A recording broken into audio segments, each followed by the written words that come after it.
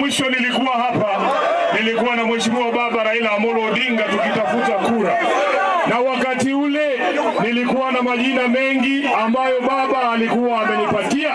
Nilikuwa naitwa katibu mkuu wa chama cha ODM, nilikuwa naitwa naibu kiranja wa walio wachache kwenye bunge la Senate. Lakini baada ya baba kuaga, nzige wakaingia ndani ya chama cha ODM. Wameninyang'anya kila kitu ambayo baba yangu marehemu baba aliniwachia. Wameninyang'anya SG, wameninyang'anya naibu kiranja, lakini kwa sababu Mungu ni mkuu, mimi najua chini ya miezi 12 yote ambayo imeliwa na nzige nitarejeshewa.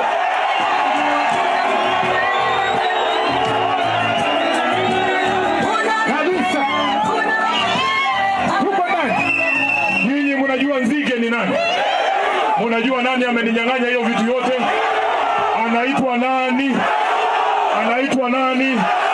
Na ndio maana sisi kama Linda Mwananchi tumesema hatutapambana na hawa nzige wadogo. Tunaendea ile nzige iko State House kule tu, ili tuweze kusafisha nchi hii yetu. Mimi nina ripoti kwa watu wetu wa Moi's Bridge na watu wa mkoa wa Magharibi.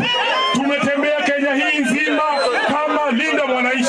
Tumekuwa Pwani kwa kina Mwashako, huko hakuna kura ya Kasongo. Tumekuwa Umasaini, Kajiado, tumeenda Narok, tumeenda Nakuru, hakuna kura ya Kasongo. Kule mlimani mnajua kuna kijana mdogo anaitwa Messi, aliwaonyesha kule Olkalau na mlima mzima hakuna kura ya Kasongo. Ngoja Moi's Bridge, ngoja sasa niwapatie report. Ati Kasongo wanasema hapa Moi's Bridge ndiye atatoa kura.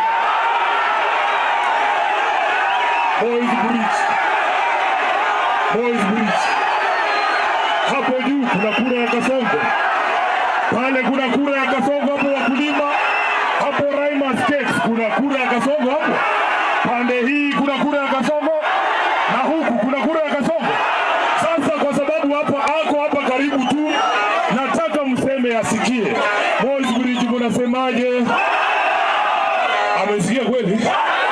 Moi's